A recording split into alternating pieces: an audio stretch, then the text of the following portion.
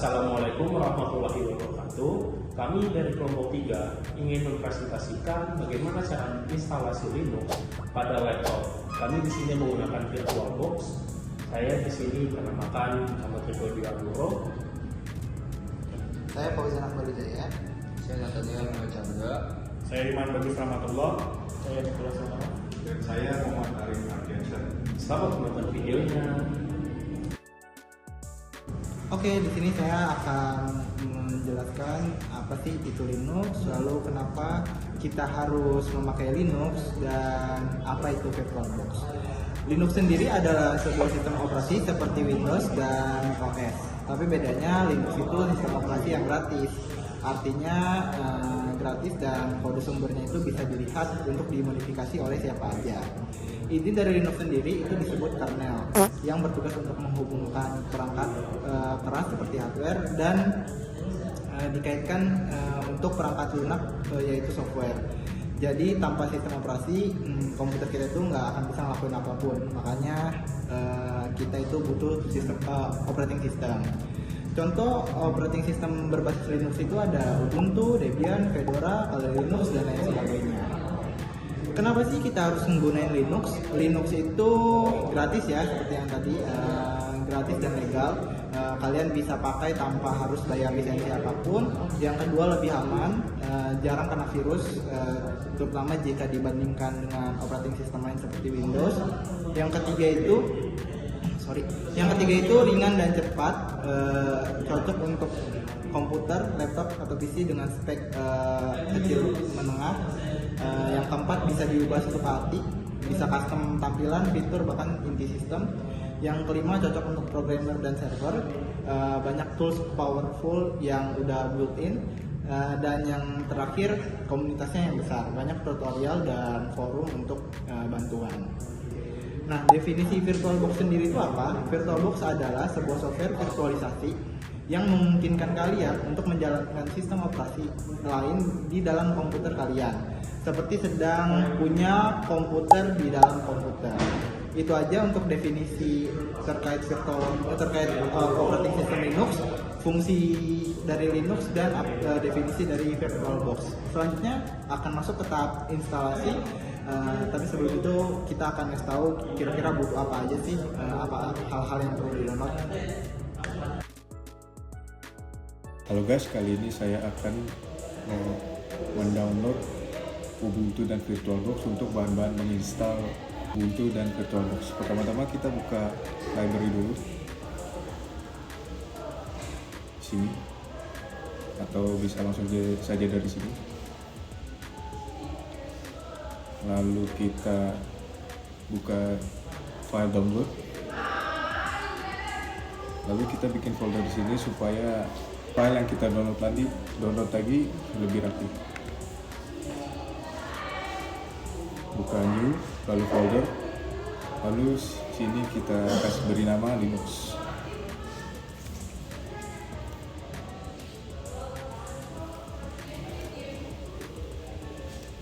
Lalu enter.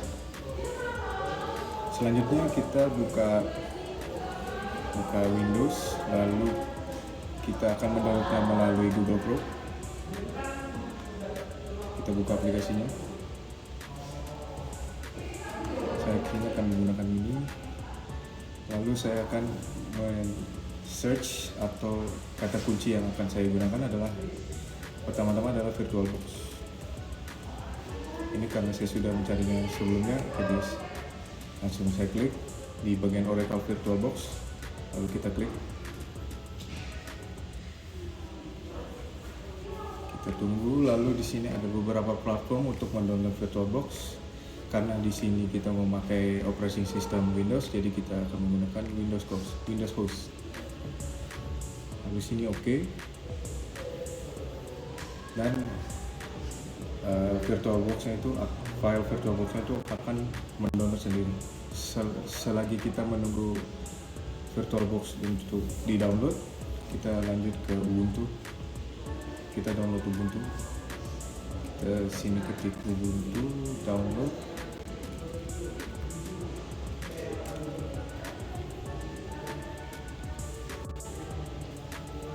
Lalu di sini kita klik yang paling atas, download Ubuntu desktop. Ini yang pertama sudah komplit ya. Di sini ada beberapa Ubuntu seperti Ubuntu 24 LTS dan Ubuntu 25.04. Di sini kita akan menggunakan yang LTS karena lebih stabil daripada Ubuntu yang 25 ini. Kita klik di sini di bagian download Intel or AMD 64-bit architecture, lalu kita download.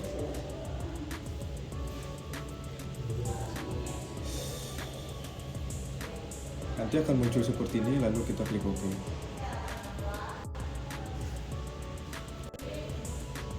Oke, kali ini kita sudah mendownload VirtualBox. Kali ini kita menginstal, klik kanan dan administrator,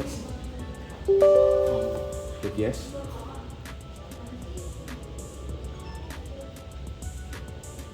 Lalu kita menunggu, lalu kita ini next saja. Next, ini accept the terms of the license agreement, slide ke bawah.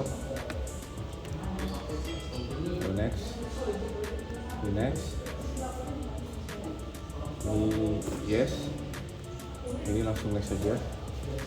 Lalu kalau ingin menginstal kita tinggal tekan install saja, tapi kita sudah menginstal VirtualBox-nya di laptop ini, jadi kita langsung aja buka VirtualBox-nya. Sebelumnya karena kita sudah menginstal, tinggal klik install lalu finish. Kita tutup karena kita sudah install. Nanti setelah selesai menginstal akan muncul seperti ini, lalu kita finish. Lalu kita buka ini, lalu ke VirtualBox.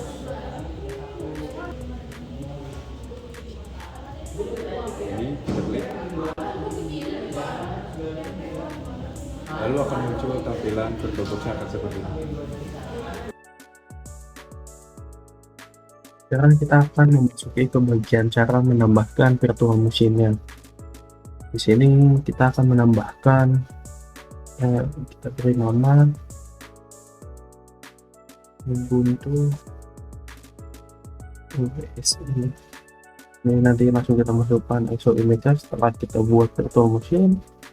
Kita pakai Linux, yang di sini kita pakai distro Ubuntu. Langsung kita finish, ini akan membuat secara sendiri. Nah, ini nanti akan hasilnya seperti ini. Jadi sekarang kami mulai menginstal Ubuntu-nya. Kita mulai dari pencet start. Kita tunggu saja sampai virtual machine-nya sudah power up.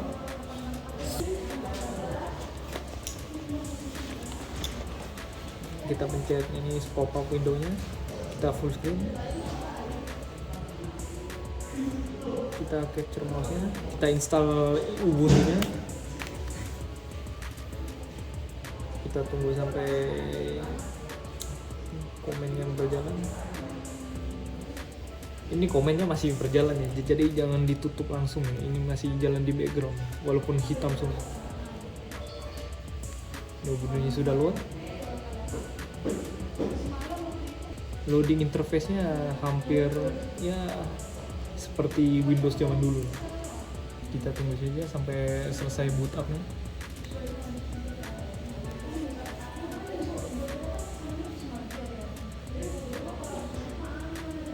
Baik.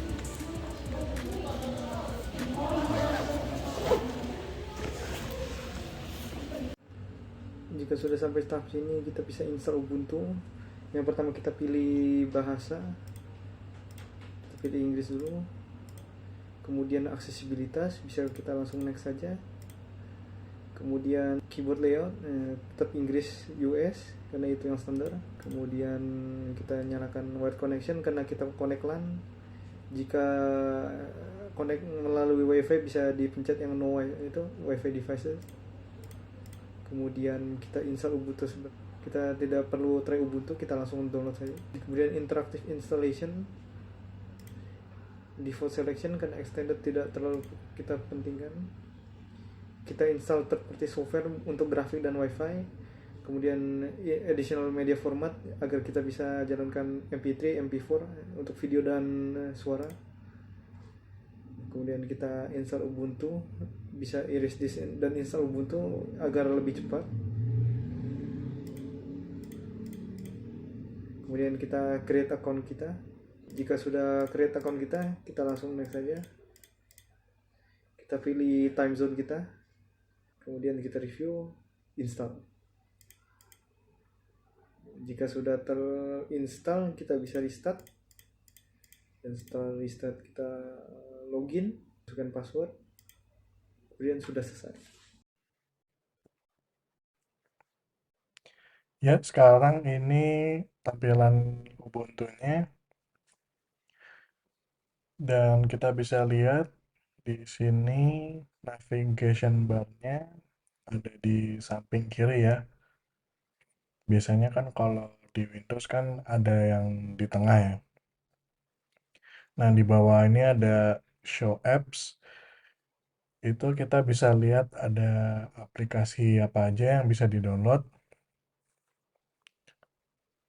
Terus nanti kita bisa lihat ada aplikasi apa aja yang udah kita download. Terus kita misalkan contoh kita mau buka kalender ya. Kita tinggal klik aja. Di sini kita bisa lihat tampilannya seperti ini dan kita bisa close. Kebetulan ini saya udah di custom ya oleh saya sendiri, bisa teman-teman custom sendiri. Terus kita bisa lihat di atas ada kalender, ada top barnya, bisa kita quick access juga. Terus di atas ada pilihan setting wifi, bisa atur volume mikrofon, terus headset teman-teman. Kita bisa langsung atur secara cepat seperti HP ya. Nah, terus kita bisa setting tampilan untuk jadi light mode, bisa maupun dark mode. Terus kebetulan di Linux ini tuh banyak banget ya yang bisa teman-teman untuk custom, karena di Linux ini kan kalian diberikan kebebasan banyak ya. Contoh salah satunya tuh di touchpad banyak banget gestur yang bisa kalian setting untuk kalian gunakan sesuai kebutuhan, dan banyak customisasi lainnya. Teman-teman bisa coba yang lainnya juga. Dan kalau teman-teman misalkan klik logo Windows, nah itu bisa ngeliatin aplikasi yang lagi berjalan.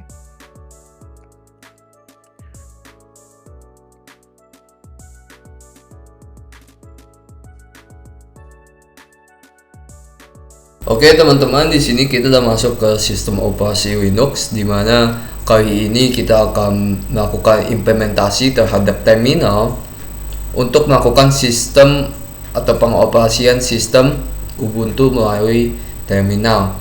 Jadi kalau perlu kita ketahui untuk dasarnya, untuk memunculkan window terminal itu shortcutnya itu Ctrl ditambah dengan Alt ditambah dengan T. Jadi kalau misalnya kita gabungkan dan kita kombinasikan, maka akan muncul window pop-up seperti ini, yaitu membuka terminal. Nah, jadi terminal itu apa? Terminal itu jadi sistem pengoperasian suatu sistem operasi itu bisa melalui dua hal, yaitu terminal dan juga visual. Kalau visual itu yang biasa kita pakai, dan khususnya pasti di Android ya, kayak bisa di HP itu agak sulit ya mengoperasikan membuka app dari terminal.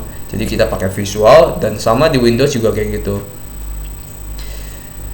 Dan terminal itu bekerjanya sama seperti visual, tetapi by text. Jadi kalau misalnya kita lihat di sini, kita bisa lihat di sini ada sistem operasi yang kita gunakan, yaitu Ubuntu versi 24.04 dan LTS artinya stabil. Jadi di sini mungkin kita akan coba untuk membuat user baru sebagai pembelajaran aja. Kita bisa tulis atau kita bisa ketik sudo @user dan nama username. Username-nya misal kita pakai username baru nih. Nah, kita bisa tulis passwordnya mungkin apa aja ya, password kita. Di Di sini kita bisa masukin password yang kita inginkan untuk username baru ini. Sorry, ini ada typo ya. Nah, kalau udah kita bisa masukin full name atau nama lengkap kita. Tapi di sini karena kita cuma untuk contoh kita pakai nama ngasal aja, ini bisa kita skip dan kita bisa pencet Y untuk konfirmasi. Nah, kalau misal kita mau ngecek apakah user ini udah masuk, kita bisa tulis atau ketik cat.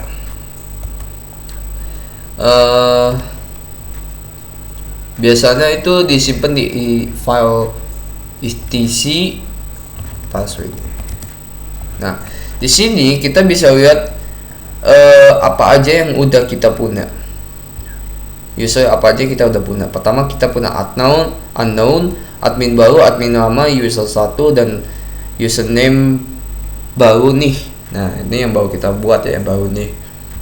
Kalau misal kita mau hapus satu, kita mau hapus username user ini supaya nggak kebanyakan, karena ini kebanyakan, kita bisa tulis sama kayak tadi sudo. Kalau tadi kita add user, sekarang kita del user. Nah, kita tinggal tulis aja mau usernya yang mana yang kita hapus. Misal username baru nih, oke, kita hapus dan kita kasih add lagi. Di sini username baru ini itu udah nggak ada, jadi sisa 4. Oke, bisa kita lihat ya di sini. Nah, jadi itu untuk pengoperasian dasar, untuk nambah dan mungkin untuk pembuatan user mungkin bisa kita besarin supaya lebih kelihatan. Oke, di sini ceritanya kita mau buka file directory atau kita mau mungkin melakukan operasi dengan file tapi di dalam terminal. Caranya kita bisa ketik dir untuk directory. Nah, di sini kita bisa lihat file-file apa aja yang kita punya di directory ini. Contoh, kita mau buat directory baru atau create files. Kita bisa ketik make dir.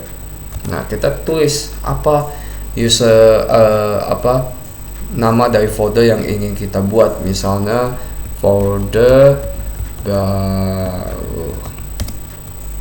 Kalau misalnya kita lihat directory, kita lihat itu kita punya folder baru di sini, ya. Kalau misalnya kita mau buka folder baru ini, kita bisa ketik cd folder baru, gitu. Dan kalau misalnya kita mau balik, kita tulis cd titik. Nah, kita kalau misalnya kita sekarang kita balik ke folder yang sebelumnya. Dan tentu kalau misalnya kita mau lihat di bagian apa atau di directory apa kita sekarang, kita bisa tulis pwd. Nah, di sini kita ketahui kita ada di home, terus ada di user namanya unknown, gitu. Jadi mungkin ini untuk basicnya ya.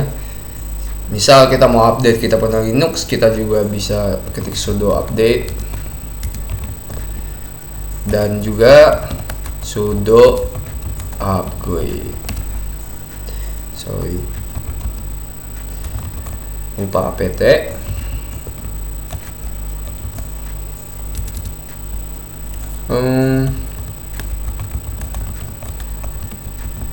Nah, dia langsung ngedownload dan nge-update software penting di Linux Ubuntu ini, gitu. Terus kalau misalnya kita mau bikin file, kalau tadi kita udah melihat bagaimana aja cara kita bikin user, ceritanya mungkin kita mau bikin file baru, gitu kan.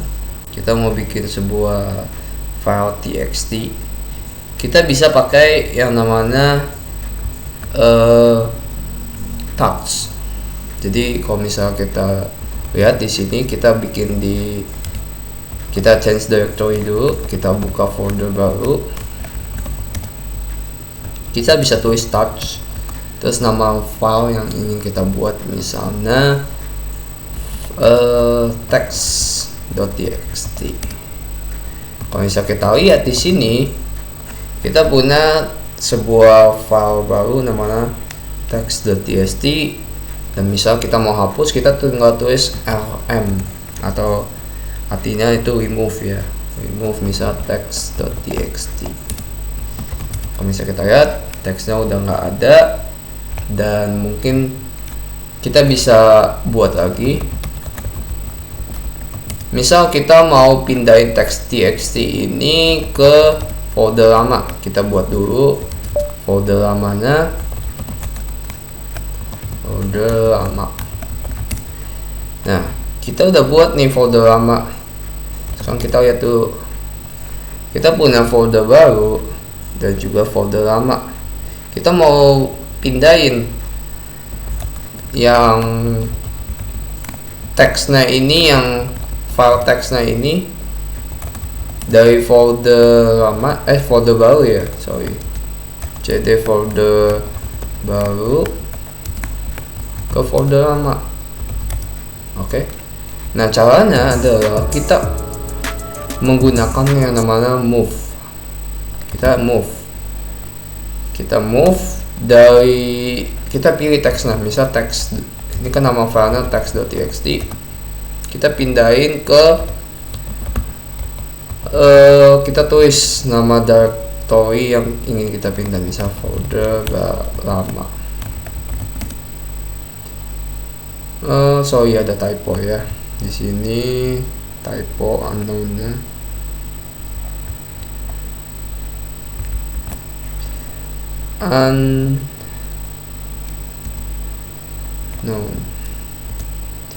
Nah, kalau misalnya kita lihat sekarang, kita tuh udah nggak ada di folder baru, maka kita buka di folder lama.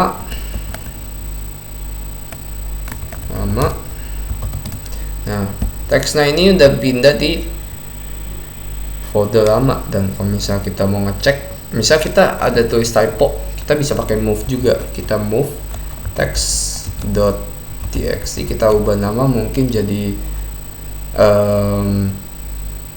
tadi typo.txt. Nah, kalau bisa kita lihat sekarang namanya tuh udah berubah. Tuh, jadi intinya sistem terminal ini tuh bekerja sama kayak dengan grafik atau visual, pengoperasian visual. Kalau biasa kita create, kita copy files, atau kita buat new folder, itu kan dari files atau folder. Biasa kalau di Windows tuh file explorer ya. Nah, jadi kita bisa melakukan operasi folder atau files itu bisa dari terminal. Dan bukan cuma itu aja, terminal ini bisa juga digunakan untuk cyber security gitu. Kalau misal contoh kita mau menggunakan, kita ambil aja satu contoh cyber security. Di sini kita bisa tulis SSA, portnya mungkin 2220, terus kita tulis username-nya mungkin Bandit0. Nah, kita tulis ini ada salah satu contoh server yang bakal kita login ya, dari overthewire.org. Nah, kita lihat di sini kita bisa masuk ke suatu server yang namanya Bandit dari www.overthewire. Nah, kalau misalnya kita masukin password. Di sini kita bisa nggak akses directory-nya. Di sini ada readme. Kalau misalnya kita mau tampilin apa isi readme, kita bisa tulis cat readme. Nah, dari sini kita bisa dapat password untuk maju ke level selanjutnya gitu.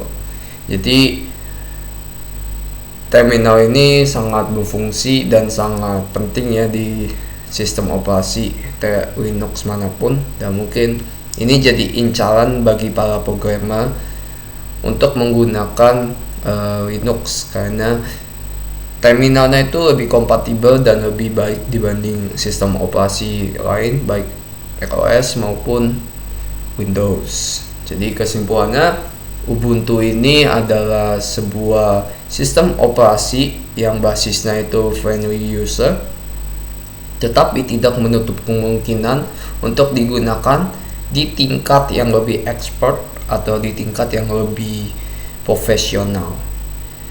Dan mungkin sekian presentasi dari kami. Terima kasih.